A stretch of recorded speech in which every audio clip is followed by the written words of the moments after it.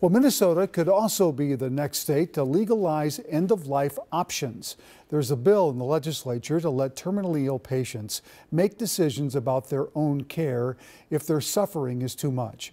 Jennifer Hoff explains how it works and why it may not be for everybody. Jennifer? Randy, there are 10 states here that you can see in blue, plus the District of Columbia with similar laws.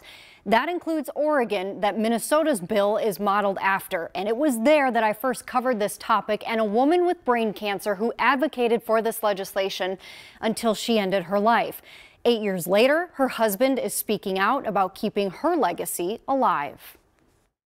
In 2014, Brittany Menard recorded this video. I am 29 years old and I am terminally ill. Advocating for end-of-life options she accessed after being diagnosed with brain cancer, but only because she moved with her husband to Oregon, the first state to pass that kind of law in 1994. California, where the couple is from, enacted its own the year after Brittany died. The promise I made to Brittany was to help pass legislation in other states.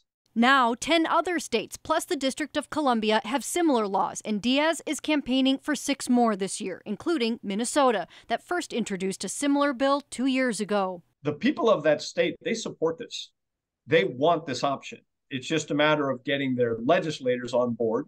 Local lawmakers supporting this topic spoke out yesterday. I don't have time to wait. Including terminally ill patients like Dee Dee Wells and a hospice physician who once opposed medical aid in dying, now fighting a deadly diagnosis of her own. And I'm here to tell you today that I was wrong.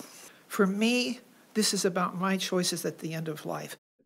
For Diaz, he says Brittany was against treating her disease that would only further decrease her quality of life. And about 2 years after they got married, Brittany ended her life. This is about an individual taking back that little bit of control from their terminal disease so that their dying process can be gentle. What is it that you'd like people to know about her who might not know her story? Brittany was just a loving, caring, adventurous individual. You know, I'm very proud of the impact that she had and the change that she has brought about. So there are also several safeguards in place, both in the bill here and the other laws already on the books. The patient, for example, has to be 18 years old, mentally capable to make some of these decisions, and have 6 months or less to live. They also have to be able to ingest a medication and get the okay from 2 doctors who are protected from any liability. As for the bills here, they are still waiting committee hearings in both the House and the Senate. And there are some organizations and folks who are against these end-of-life laws. We posted one response from the Disability Rights Education and Defense Fund that you can read in full at KARE11.com.